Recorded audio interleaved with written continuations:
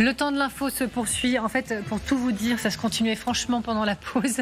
On était déjà en train d'échanger avec passion avec vous, Philippe Baptiste, président du CNES. Merci beaucoup d'être avec nous. Parce que grâce à vous, on va partir, c'est le Centre national d'études spatiales, pardonnez-moi, on va partir direction Mars, direction la Lune, on va parler de la Chine, on va parler de la Russie, ça s'annonce passionnant. Et donc Mars. Un spectacle magnifique, c'est ce que prônait Elon Musk qui va envoyer le premier vaisseau pour Mars dans 2 ans. Il le fait savoir bien sûr sur son réseau social. On ne va pas tourner autour du pot. C'est un habitué des annonces chocs et parfois farfelues en l'état. Celle-là l'est-elle plus que les autres ? Je pense que le calendrier de se dire que dans 2 ans, il y aurait une mission humaine vers Mars, ça me semble, je vais dire les choses pudiquement, très très ambitieux. Voilà. Maintenant, à côté de ça, SpaceX, et donc l'entreprise d'Elon Musk, a fait des choses assez incroyables cette dernière décennie, avec une très très bonne ingénierie, beaucoup d'argent aussi, beaucoup de subventions de la part du gouvernement américain, mais ils ont fait des choses qui sont incroyables. Mais honnêtement, ça va prendre probablement beaucoup plus de temps. La question qu'il faut se poser aussi, c'est est-ce que c'est désirable ? Parce que c'est vrai que quand on entend Elon Musk parler, il parle en permanence de Mars et d'une espèce de futur désirable sur Mars. On peut quand même assez légitimement se poser la question de savoir si c'est le cas. Moi, je rappelle juste que... On peut imaginer que quelqu'un comme vous rêve de Mars, se dit ce serait quand même formidable de pouvoir y aller. Et pas forcément. En fait, y aller, pourquoi faire ? Y aller pour comprendre, pour étudier la planète, pour mieux comprendre notre système solaire, pour faire des manips d'astrophysique, etc. Pourquoi pas ? Mais très souvent, quand même, la robotique est quand même plutôt mieux placée que les hommes pour faire ça. Il faut imaginer ce que c'est que l'environnement spatial. C'est un voyage qui va prendre énormément de temps pour aller sur Mars, dans un environnement extraordinairement hostile. Vous pouvez nous rappeler combien températures extrêmes. L'aller-retour, c'est plus de 2 ans. Ah d'accord, ok. Donc c'est plus de 2 ans, vous faites ça dans votre Twingo, donc je caricature un petit peu, c'est pas tout à fait ça, mais c'est quand même, quoi. Mais c'est tout petit, d'accord. Ça veut dire que vous êtes très très loin vous pouvez pas revenir sur Terre rapidement. Imaginez-vous, même nos astronautes quand ils étaient, les astronautes américains quand ils étaient sur la Lune, ils avaient la capacité de revenir sur Terre très très rapidement, quelques jours. Les astronautes qui aujourd'hui sont sur l'ISS, ils appuient sur un bouton, 1h30 après, ils sont sur Terre. Ils ont tout problème en ce moment. Il y en a qui sont partis pour rester 6 mois. C'est vrai. Modulo quelques détails, mais je veux dire, par exemple, ça pose des problèmes physiologiques, des problèmes, qui sont sans fin. Et puis quand vous arrivez sur Mars, vous êtes dans un environnement qui est un environnement radiatif qui est extrêmement hostile. La première chose que vous faites, là aussi je caricature un peu, mais c'est que vous vous enterrez. Parce que il faut pouvoir résister à l'environnement qui est très très hostile. Donc Mars n'est probablement pas l'avenir de l'humanité. Donc on est loin du film avec Matt Damon, Seul sur Mars, où on a colonisé Mars. Je le crains. Vous le J'aime beaucoup le film, mais je crains qu'on en soit quand même assez loin. En 5 ans, Elon Musk il a envoyé 7000 satellites en orbite pour sa constellation Starlink. C'est vertigineux. Quand je compare avec un autre chiffre, 10 000 satellites actifs en orbite. Oui. Lui, c'est 7000. 10 000. Est-ce qu'on peut parler de mainmise de la société privée sur l'espace ? Et face à cette privatisation du spatial, est-ce que vous vous dites, on entre dans une nouvelle ère, on doit complètement se réinventer à cause d'Elon Musk ?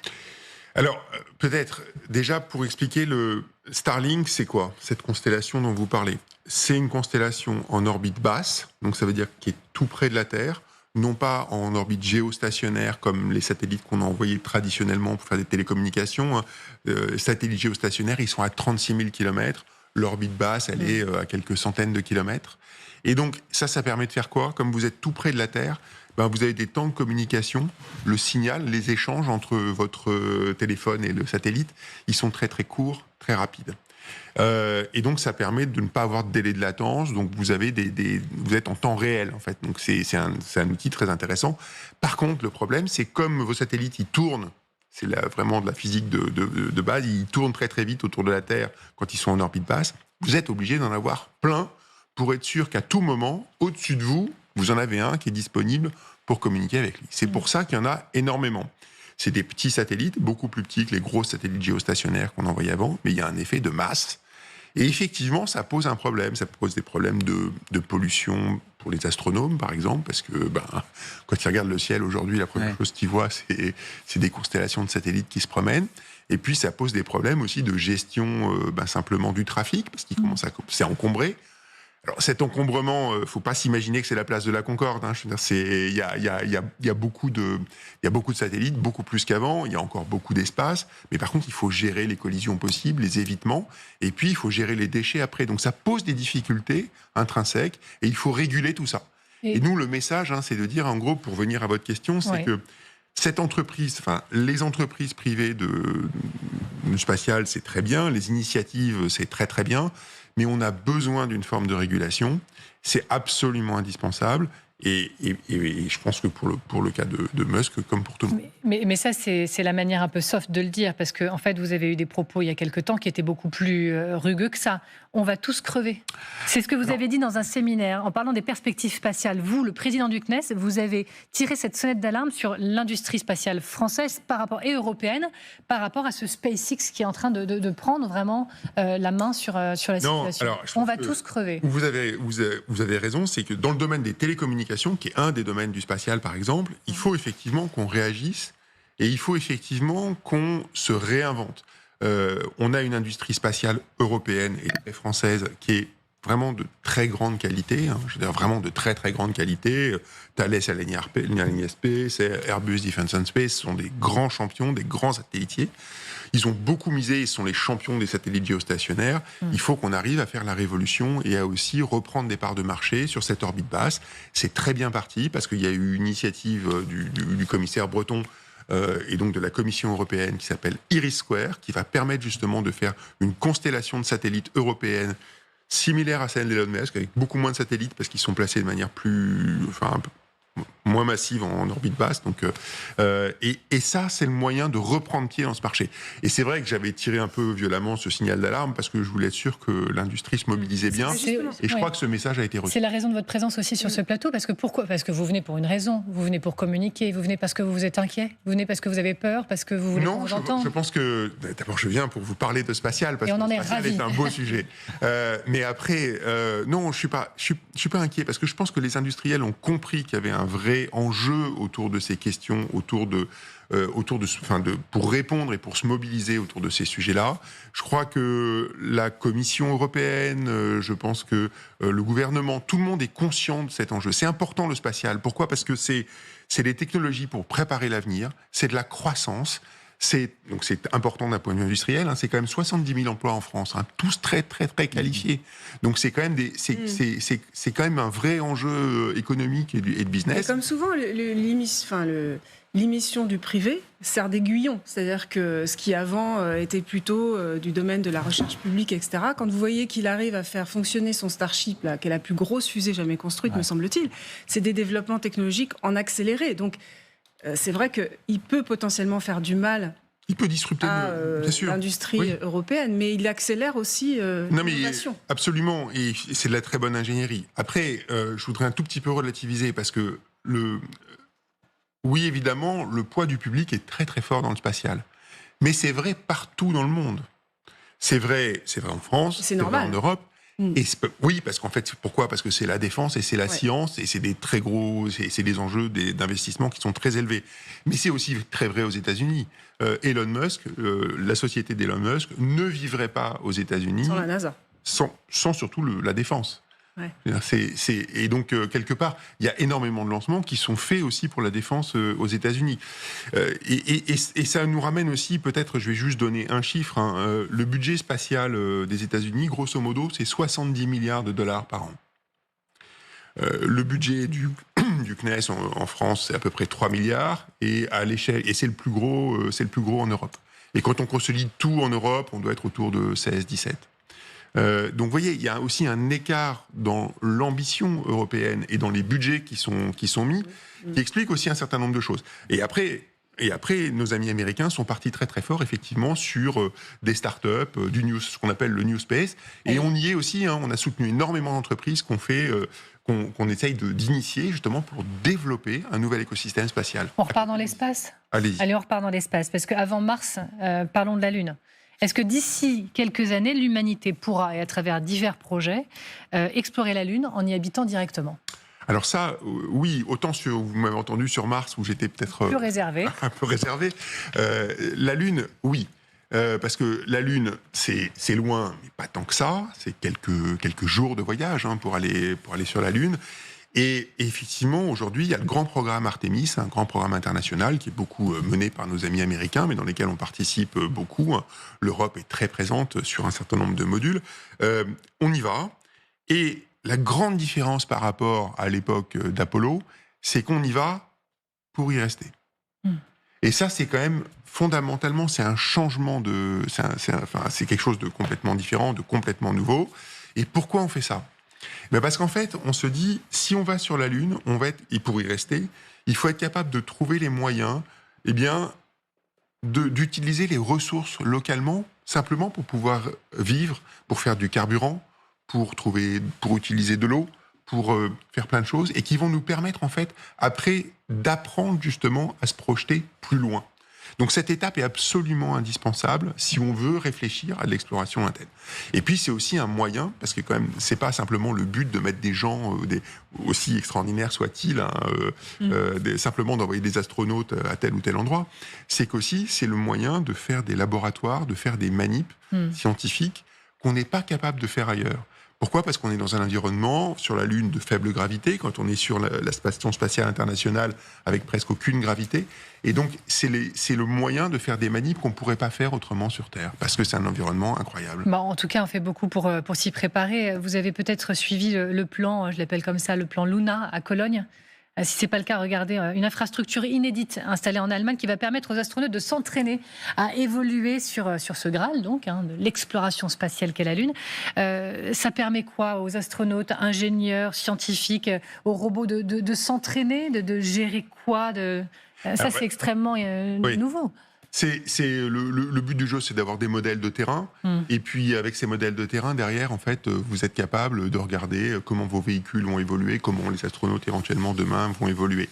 Moi, je vous encourage, par exemple, aussi à aller faire un tour du côté de Toulouse pour une installation grand public, cette fois-ci, pas une installation de recherche, à la Cité de l'Espace, où vous avez un terrain martien, qui est un endroit absolument extraordinaire, où vous pouvez vous promener, en fait, vous êtes comme sur Mars, sur place.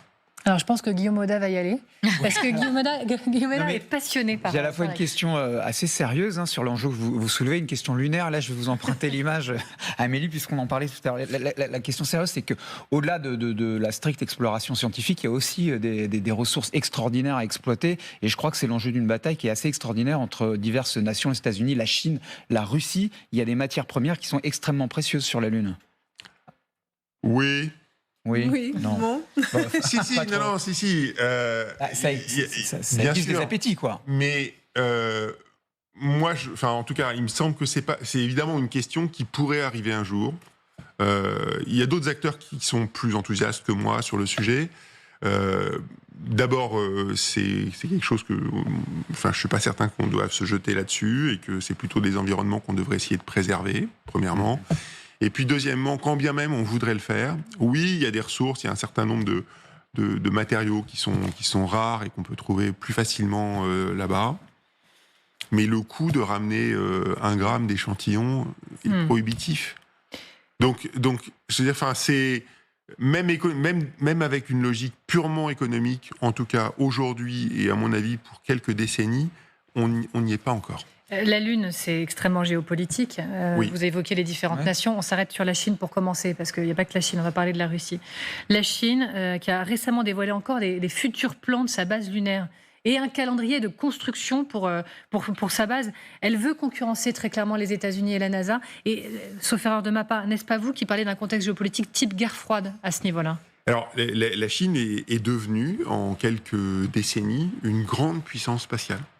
Le CNES, la France, on travaille avec la Chine. On est une des seules puissances occidentales où on a des coopérations, la seule, où on a des coopérations scientifiques et des missions conjointes. On a lancé une grande mission d'astrophysique en juin dernier, qui s'appelle SVOM, qui est une mission conjointe entre la France et la Chine. Donc on se connaît, on travaille ensemble sur des sujets uniquement très scientifiques et très prospectifs. Oui, c'est une grande mission, c'est une grande puissance spatiale aujourd'hui. Ils lancent beaucoup. Ils ont de très fortes compétences. Et ils considèrent, je crois aussi, qu'il y a un enjeu de compétition avec leurs collègues américains. C'est évident, ça se voit à travers la station spatiale chinoise et ça se voit aussi sur les projets lunaires. Ils ont une façon d'aborder le sujet de leur présence sur la Lune qui est différente d'Artemis, du programme dans lequel nous on travaille avec nos amis américains. Probablement, ils visent quelque chose de plus léger, qui ressemble plus à quelque chose comme Apollo, comme un petit aller-retour, mais qui aura probablement une forte portée symbolique. Alors que, comme je l'ai dit précédemment, Artemis, c'est vraiment aller sur la Lune pour y rester. Donc, c'est deux projets un peu différents, mais qui sont effectivement où il y a un peu de compétition. Oui, c'est une question peut-être un peu naïve. Est-ce qu'il y a des règles dans l'espace ? C'est-à-dire que si la Chine veut aller sur la Lune, est-ce qu'on est en droit de lui dire, et qu'ils veulent par exemple récupérer des matières premières, est-ce qu'on est en droit de dire non, vous n'avez pas le droit, ou ils font ce qu'ils veulent ? Alors, oui et non. Donc, il y a un certain nombre ou des endroits où vous avez... La régolithe, pardon. Du minerai, du minerai, donc de l'eau. D'accord. Et où en plus vous êtes sur la face ensoleillée de la Lune. Et donc quand vous cumulez tout ça, finalement à la fin vous vous rendez compte qu'il y a quelques endroits seulement qui sont vraiment très très intéressants. Et donc oui, on a besoin de savoir en gros comment on va se coordonner. Pas se marcher sur les pieds sur la Lune demain, même si honnêtement il y a un peu de place. C'est quand même fou de pouvoir prononcer cette phrase quand même. Il y a un peu de place quand même. On en est à se demander si on ne va pas se marcher sur les pieds sur la Lune. Mais c'est un enjeu majeur. Ouais. C'est-à-dire qu'il faut arriver à avoir cette discussion, plus on la tôt, mieux c'est évidemment, parce que voilà. Mais c'est le même enjeu que je mentionnais tout à l'heure. C'est comment est-ce qu'on est capable de réguler dans l'espace simplement nos satellites. Comment est-ce qu'on est capable d'être sûr qu'on ne va pas avoir deux satellites qui vont rentrer en collision. C'est déjà arrivé. Et cette question, elle se pose peut-être d'autant plus avec la Russie. La Russie, elle en est où dans sa conquête de l'espace ? Parce qu'elle aussi, elle tente peut-être encore de défier la domination américaine à ce niveau-là. Je pense que oui. Alors la Russie reste une puissance spatiale avec laquelle on ne travaille plus du tout, évidemment. Pendant longtemps, la France a travaillé avec la Russie dans le spatial. C'est plus le cas du tout aujourd'hui. Bon, il y a un historique sur les lanceurs en particulier, où ils ont un savoir-faire qui est un savoir-faire certain sur les lanceurs. Sur les autres sujets, on est quand même plutôt sur des technologies, enfin nous semble-t-il, quand on regarde, on n'a pas le détail évidemment, mais qui sont plutôt des technologies... vieillissantes ? Oui, ou en tout cas peut-être moins d'actualité ou moins pionnières que ce qu'on peut faire aujourd'hui en Chine, aux États-Unis ou en Europe. La petite question qui est connexe avec la Russie, et elle est pas, en fait, pas petite, c'est la question de la guerre spatiale. C'est pas des fantasmes comme ça jetés en l'air. Hein. Il y a quelques semaines, je regardais encore en travaillant cette interview hier, c'était les États-Unis, on apprenait que Washington prenait au sérieux la menace d'une arme nucléaire russe dans l'espace. Est-ce que ce sont des inquiétudes que vous partagez ? Alors, ce qui est certain, c'est que j'ai vu effectivement les articles de journaux sur le sujet et les inquiétudes des États-Unis. Le spatial a toujours travaillé, il y a toujours eu une dimension défense sur les questions spatiales. Si je fais un pas de côté, pourquoi ? Parce que déjà vous faites un lanceur, ça ressemble à un missile. Donc, premier sujet.